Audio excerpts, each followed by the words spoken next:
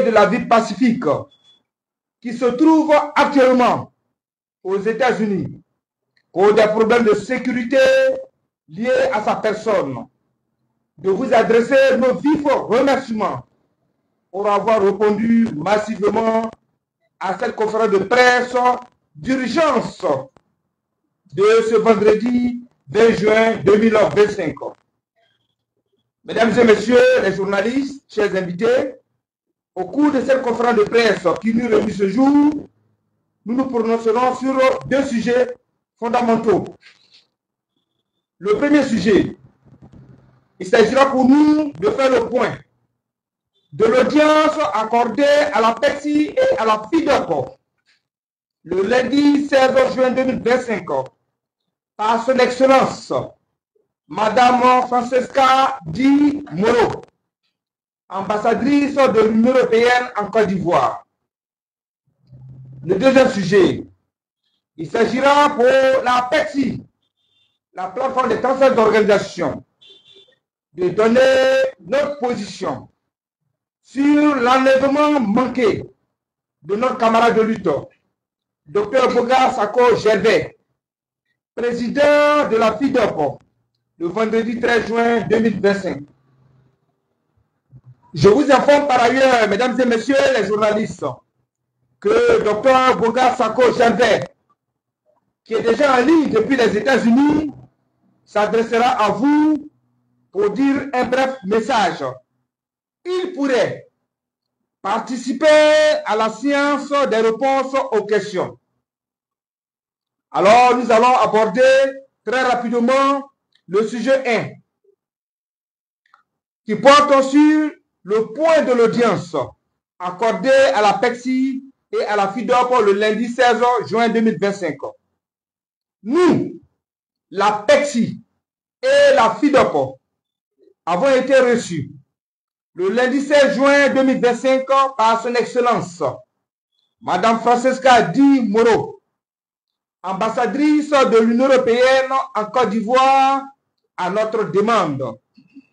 Cette séance de travail à laquelle n'a pas pu participer de manière physique, comme je l'ai dit tantôt, cette séance de travail à laquelle n'a pas pu participer de manière physique Dr Boga Sako Gervais, président de la FIDOP, pour les raisons que vous savez maintenant, a été l'occasion pour la PECSI et la FIDOP de remettre officiellement à son Excellence Madame l'ambassadrice une note d'interpellation qui contient nos différentes propositions de sortie de crise pour avoir des élections apaisées, transparentes et surtout inclusives, dont les résultats qui sortiront des urnes ne souffriront d'aucune contestation. Considérant que l'Union européenne, qui comprend 27 pays, contribue de manière significative au financement du processus électoral en Côte d'Ivoire ces dernières années, avons jugé utile de faire un rappel de mémoire dans cette note d'interpellation sur la rébellion armée de 2002 qui avait attaqué la République de Côte d'Ivoire, dont les commanditaires ont justifié leur acte ignoble par le fait qu'il s'agissait de permettre à tout le monde, essentiellement à M.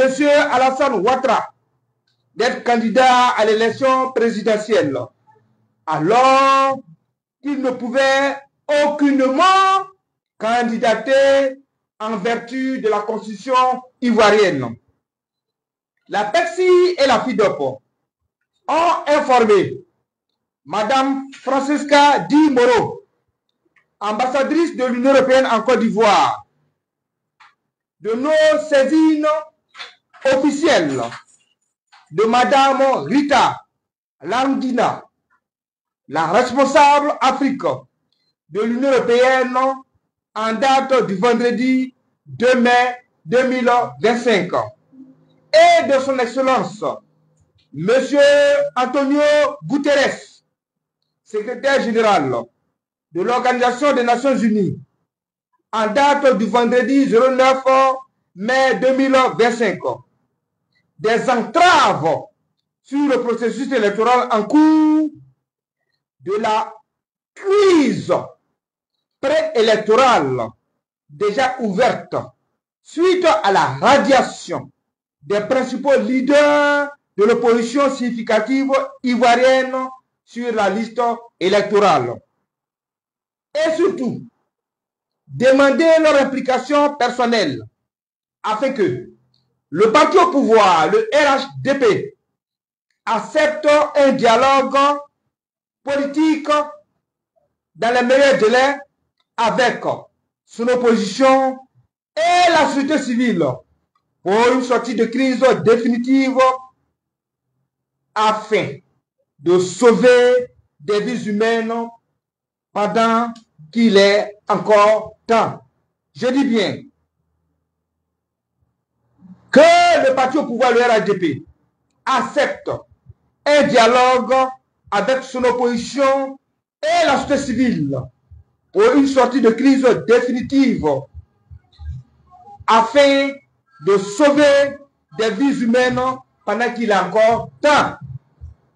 La PECSI et la FIDOP ont rappelé à Madame l'ambassadrice de l'Union européenne en Côte d'Ivoire les différentes médiations que l'Afrique et le monde ont proposées à la Côte d'Ivoire, mais surtout la signature le 6 avril 2005 des premiers accords de Pretoria suite à la médiation du président sud-africain Thabo Mbeki, qui a solutionné le problème de l'éligibilité de l'opposant d'alors, M. Alassane Ouattara. Considérant que c'est essentiellement grâce à tous ces accords politiques et à l'implication à tous les niveaux de la communauté internationale, notamment l'ONU et l'Union européenne, que le candidat d'alors, M. Alassane Ouattara, a pu être éligible en Côte d'Ivoire. Alors, il était incompréhensible pour nous, acteurs importants de la société civile ivoirienne impliqués dans le processus électoral en Côte d'Ivoire, le refus catégorique de son parti au pouvoir, le RHDP, de dialoguer avec l'opposition pour avoir des élections inclusives, apaisées et acceptables par tous pour mettre fin à cette série de crises électorales à répétition qu'a connue la Côte d'Ivoire ces 20 dernières années.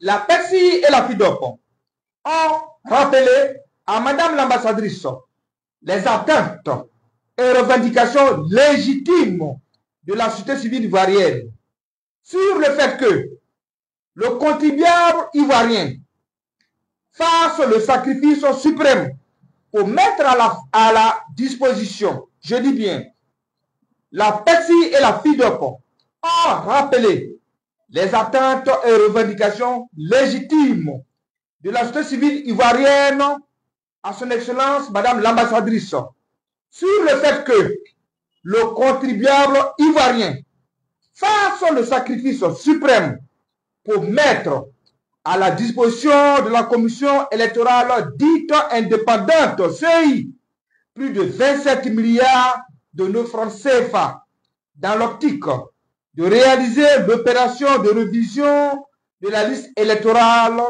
avant les présidentielles d'octobre 2025 conformément à la loi électorale. Et malheureusement, nous disons bien et malheureusement, M. Ibrahim Koulibaly Kubier, président de la dite commission et son équipe, qui ne jouissent d'aucune crédibilité et légitimité aux yeux de la grande majorité des populations ivoiriennes, semblent vouloir imposer au peuple de Côte d'Ivoire un calendrier de révision de la liste électorale, probablement après les échéances présidentielles d'octobre 2025.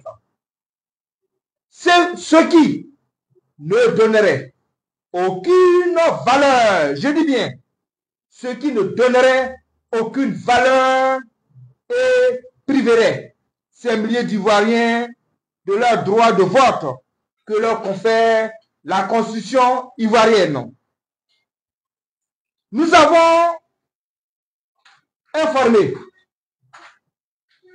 à son Excellence Madame l'ambassadrice qu'après analyse et constat, le seul parti politique qui soutient M. Ibrahim Coulibaly Kubière et son équipe dans cette tentative inavouée et solitaire est le parti au pouvoir, le RHDP, pour nous imposer des élections bâclées et sur mesure, taillées sur mesure, bien entendu. La PEXI et la FIDOP ont fait part à Madame l'ambassadrice de l'Union européenne en Côte d'Ivoire qu'elle rejette avec fermeté la fameuse liste électorale dite définitive de M. Ibrahim Coulibaly Kubière et son équipe, qui contient des irrégularités notoires et qui est confligène. À cet effet, je dis bien à cet effet, la PEXI et la FIDOP ont soumis à Madame l'ambassadrice de l'Union européenne en Côte d'Ivoire 4 conditions objectives. Je répète, à cet effet, la PEXI et la FIDOP ont soumis à Madame l'ambassadrice de l'Union européenne en Côte d'Ivoire 4 conditions objectives à remplir pour avoir des élections apaisées, transparentes et inclusives dont les résultats ne souffriront d'aucune contestation. La première proposition soumise à Madame l'ambassadrice, la liste électorale ne serait définitive qu'après sa révision en 2025 avant l'élection présidentielle d'octobre, comme l'exige la loi. C'est un droit pour la population ivoirienne et une obligation pour la commission électorale dite indépendante, donc pour l'État de Côte d'Ivoire. La deuxième proposition soumise à son Excellence Madame l'ambassadrice de l'Union européenne en Côte d'Ivoire, la liste électorale ne serait crédible qu'après l'avoir auditée pour la débarrasser de toutes les imperfections relevées par des experts commis de l'opposition ivoirienne et de la société civile. La troisième proposition de la PEXI et de la FIDOP, soumise à son Excellence Madame l'ambassadrice de l'Union européenne en Côte d'Ivoire, porte sur la liste électorale qui ne serait totalement définitive que lorsqu'elle aura réintégré tous les principaux leaders de l'opposition qui en ont été radiés abusivement et injustement.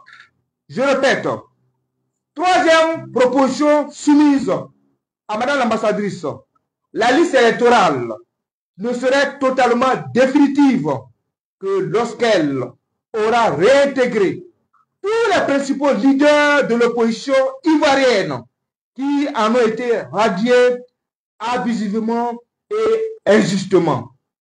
Quatrième et dernière proposition soumise à son Excellence Madame l'ambassadrice de l'Union européenne en Côte d'Ivoire dans notre lettre d'interpellation. Mieux, parce qu'il est constaté désormais le manque de crédibilité et de légitimité de la commission électorale actuelle dite indépendante. Nous demandons la dissolution, je dis bien Quand je parle de nous, je parle de la plateforme PECSI de la FIDOP.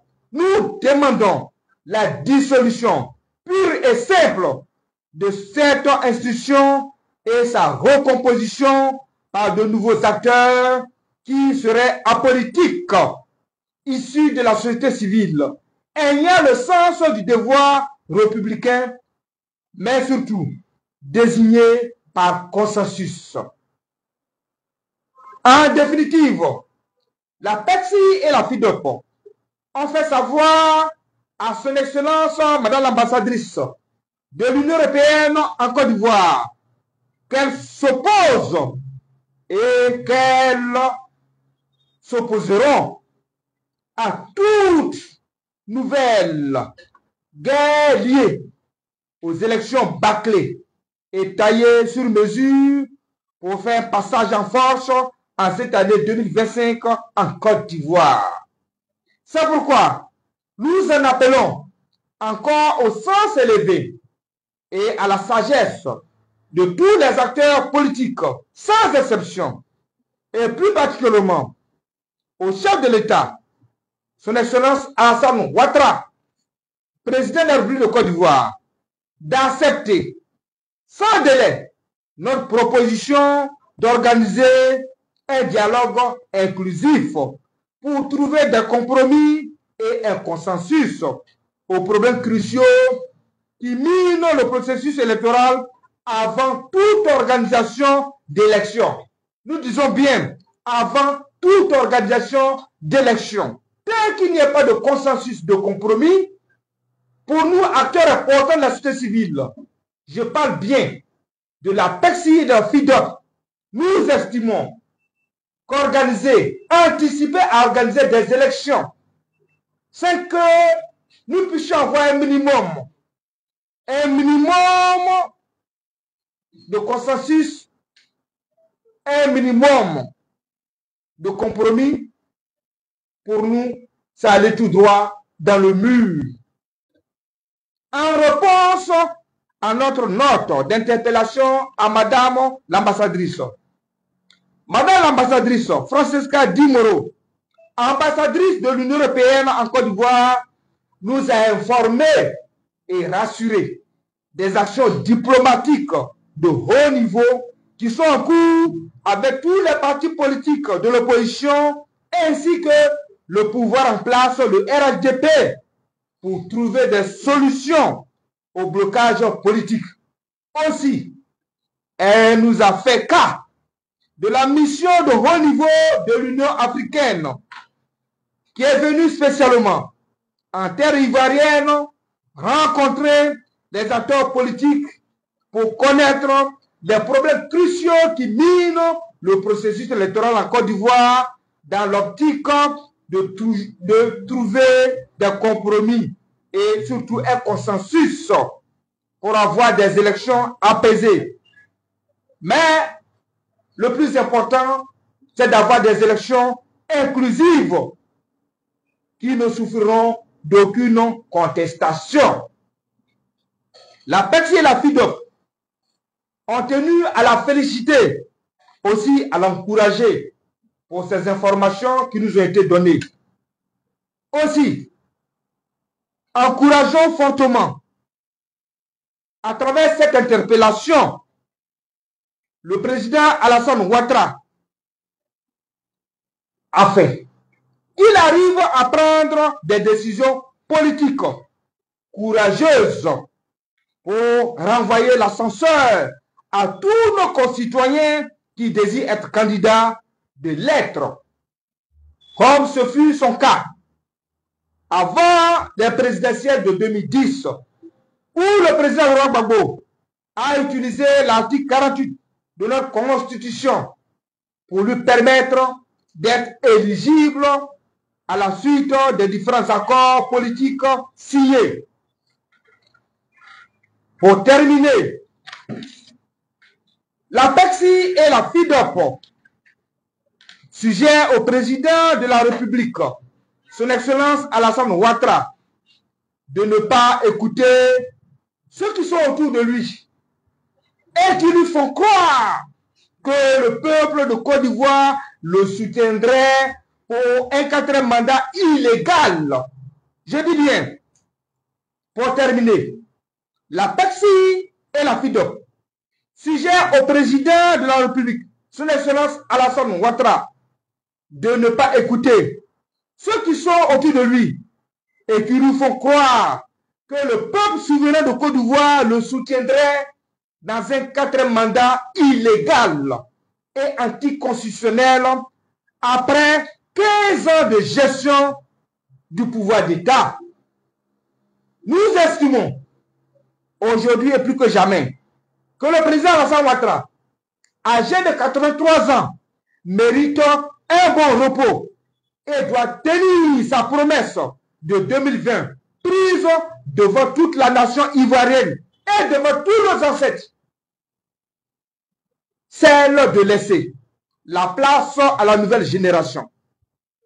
Aussi, la PECSI et la FIDOC estiment qu'écarter tous les poids lourds de l'opposition ivoirienne à ces élections présidentielles d'octobre 2025 ne donnerait aucune crédibilité et de légitimité au président qui serait élu aux yeux de la communauté internationale et nationale, et surtout aux yeux de cette jeunesse consciente que nous représentons.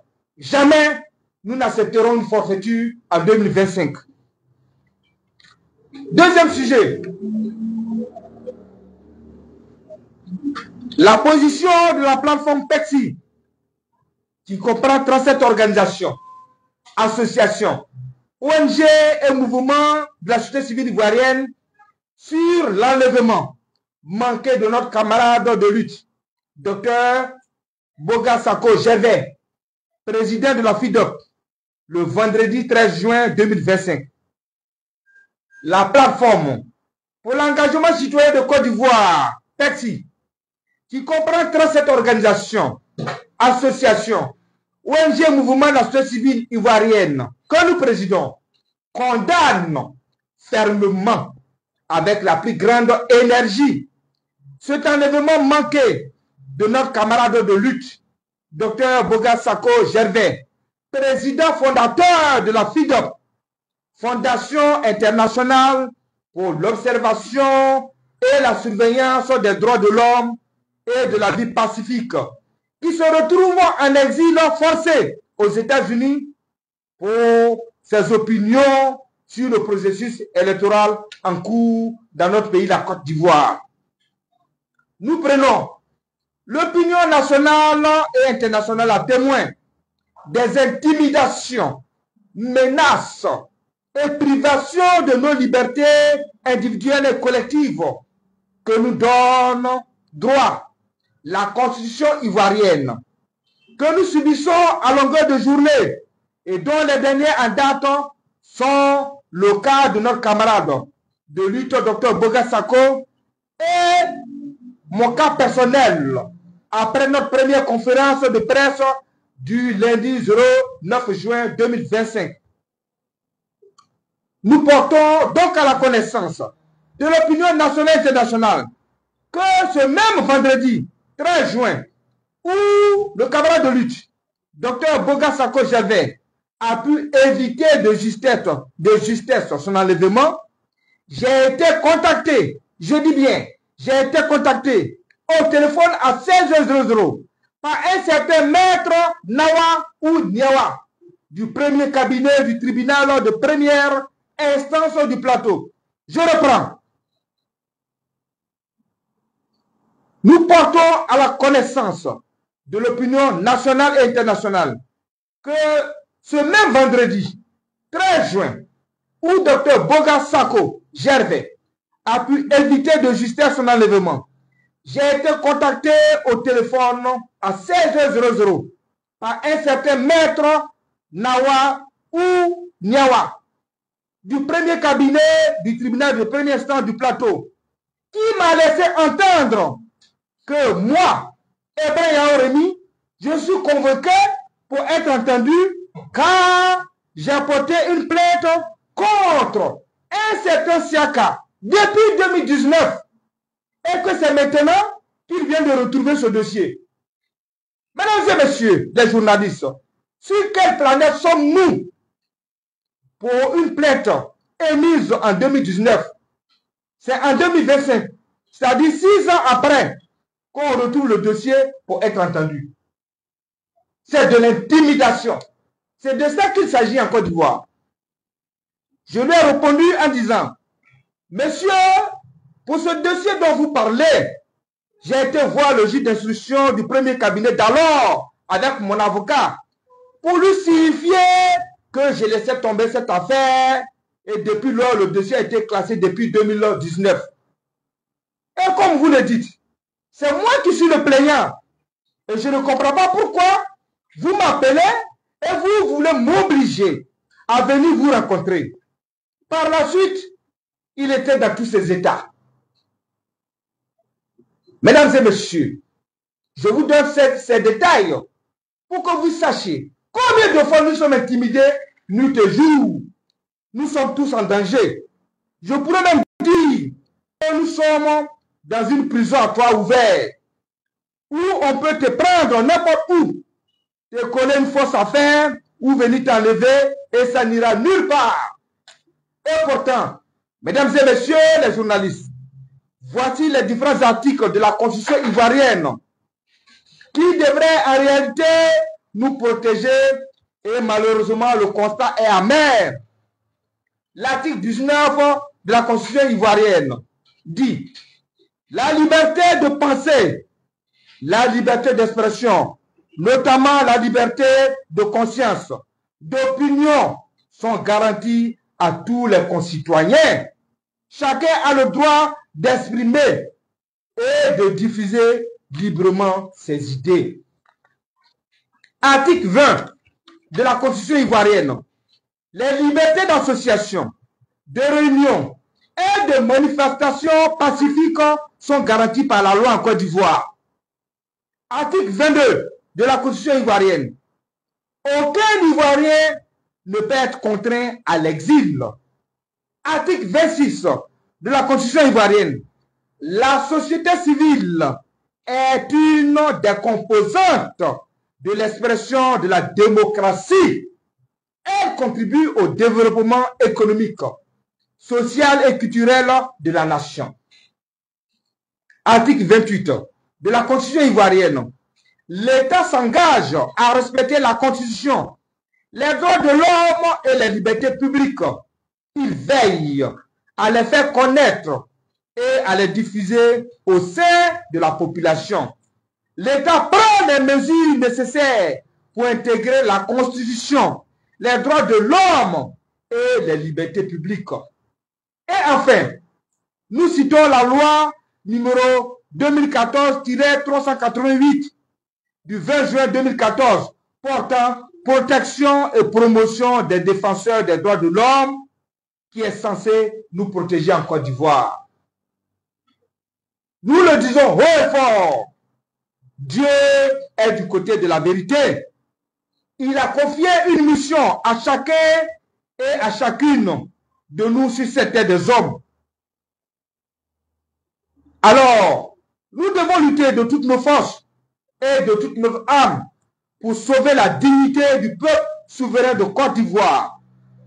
Nous avons donc toutes et tous le devoir devant l'histoire de faire échec à tout ce qui se préparerait dans l'ombre à faire un hold-up électoral en cette année 2025 qui compte sur la violence, le braquage des urnes, les intimidations, la fraude à grande échelle ou sur les armes pour se proclamer vainqueur.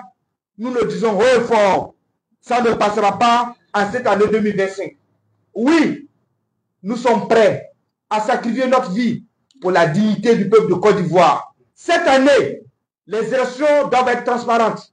Nous n'allons pas accepter que des partis politiques utilisent des jeunes gens innocents comme des boucliers humains pour se maintenir au pouvoir ou pour arriver au pouvoir. Ça ne passera pas.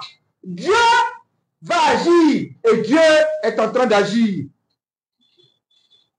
L'APEXI exprime donc sa solidarité totale à son partenaire de lutte, le président de la FIDOP, Dr Boga Sako Gervais, enseignant-chercheur à l'université, dont l'engagement pour la défense des droits de l'homme et des libertés, ainsi que de la démocratie, est salué par la grande majorité des Ivoiriens épris de justice et de vérité. Très cher frère Dr Boga Sako, là où tu es, sache que tu nous reviendras très bientôt. Car le Dieu de nos ancêtres, le Dieu de Jacob, le Dieu de Moïse, le Dieu de David que nous adorons, n'aime pas l'injustice. Que ceux qui se croient forts aujourd'hui avec le pouvoir humain sachent que Dieu se glorifiera sur la Côte d'Ivoire. Et aucun marabout, ni fétiche, ne pourra les sauver. La parole de Dieu produit toujours les fruits et sa parole se glorifie.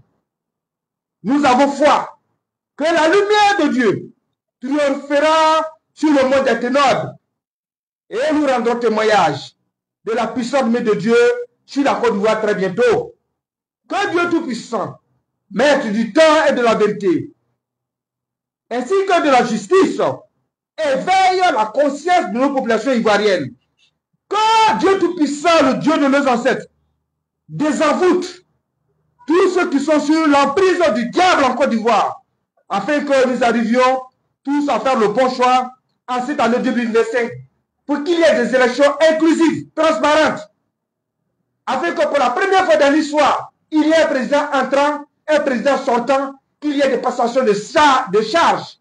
Nous n'accepterons plus jamais des élections bâclées, des élections taillées sur mesure. Ce que nous demandons, c'est d'avoir des élections crédibles et apaisées. Notre seul parti, c'est notre patrie, la Côte d'Ivoire. Il est notre devoir, en tant qu'acteur de la société civile, de lutter de toutes nos forces, d'être du côté de la vérité. Jamais nous n'allons cautionner la forfaiture pour soutenir un parti politique à arriver au pouvoir. Nous serons toujours du côté du peuple souverain de Côte d'Ivoire afin que la vérité puisse éclater. Je vous remercie. Mesdames et messieurs, notre cher frère, combattant de lutte, Dr Boga, il est en ligne. Docteur, vous êtes là? Exactement. Oui, docteur est là. Donc, si tu veux dire un mot. Le mot que je dirais, commençons par dire gloire à Dieu. Oui. Gloire à Dieu. Gloire à Dieu. Oui. Je suis très fier des propos que tu viens de tenir, cher ami et frère. Merci. Surtout de la conclusion de cette prière pour notre pays. C'est vrai que c'est une conférence de presse, mais celui qui parle, il a Dieu en lui.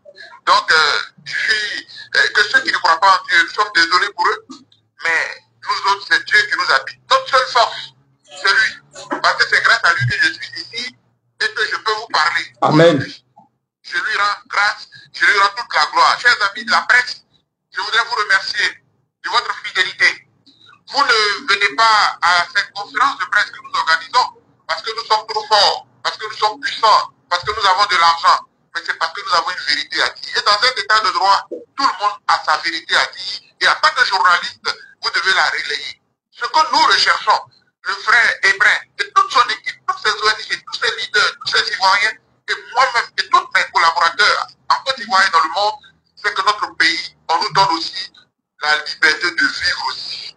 Que même si nous ne sommes pas milliardaires, nous avons le droit d'exister aussi. Nous avons le droit de vivre aussi. Et vivre, c'est nous donner la liberté de choisir notre président, librement. Qu'ils soient tous candidats sur la même ligne, et que nous puissions choisir celui que nous pouvons. Dieu m'a fait grâce. Je suis ici. Mais ce n'est pas pour me taire, hein. C'est pour continuer ce que nous avons commencé. Et je voudrais dire bravo à mon partenaire, Hébrin, Yaorémi, et à tous ses amis qui ont permis, qui ont accepté que cette conférence de presse se tienne avec deux objets. Faire le compte rendu de la rencontre que nous avons eue avec Madame l'ambassadrice, représentante de l'Union européenne en Côte d'Ivoire, mais aussi m'apporter leur soutien, parce que nous sommes dans le vrai. Je suis fier de vous, chers amis, je vous remercie. Mais vous allez lire, vous allez entendre ma voix, parce que je pense que Dieu m'a libéré, m'a projeté ici, pour que la Côte d'Ivoire soit libérée. Et Merci, merci infiniment, chers frères. Merci beaucoup. Au nom de tous les frères ici présents, nous voulons encore réitérer avec force notre soutien sans faille à ton égard et te dire, jamais nous ne t'abandonnerons dans ce combat. Nous irons jusqu'au bout, quel que soit ce que cela nous coûterait, afin que l'histoire puisse retenir ce combat que nous sommes en train de mener. L'histoire retiendra. Nos enfants rendront témoignage. Ceux qui vivront rendront témoignage. Jamais nous n'allons accepter devant notre âme au diable à cause du matériel. Il est notre devoir de lutter pour que cette génération et les générations à venir sachent combien de fois le combat a été rude pour que la démocratie puisse s'imposer en Côte d'Ivoire en 2025. Merci et que Dieu veille sur toute la Côte d'Ivoire. Merci très chers frères et à bientôt. Merci beaucoup, frère. Merci infiniment. Donc, chers frères et sœurs journalistes, nous venons de finir notre conférence.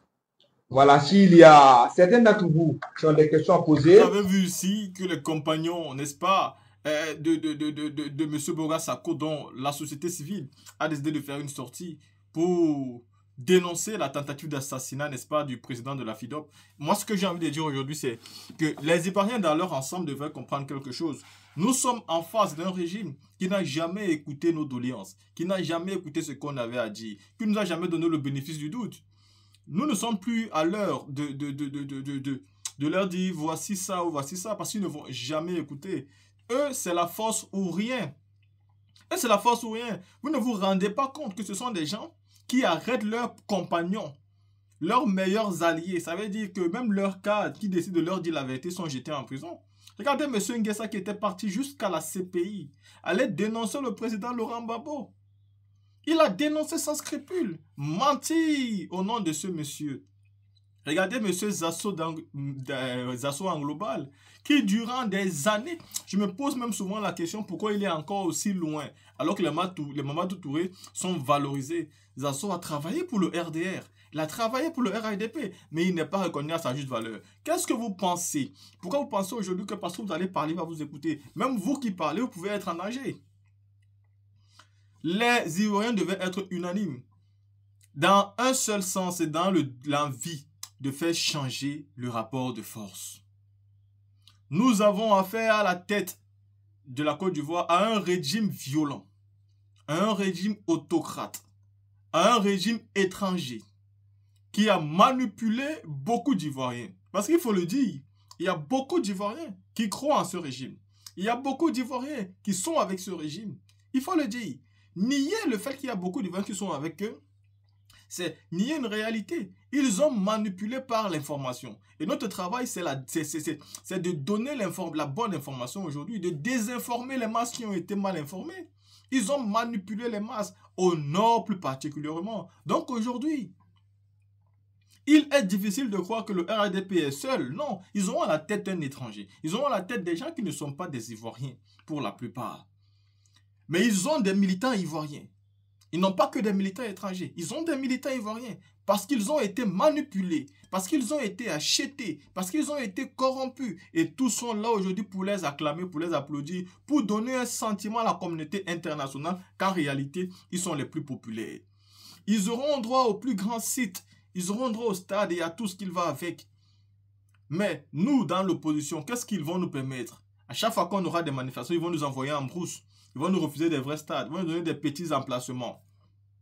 Ils vont se sentir plus populaires, se dire plus forts. Mais jamais ils n'auront la capacité, n'est-ce pas, de venir nous affronter.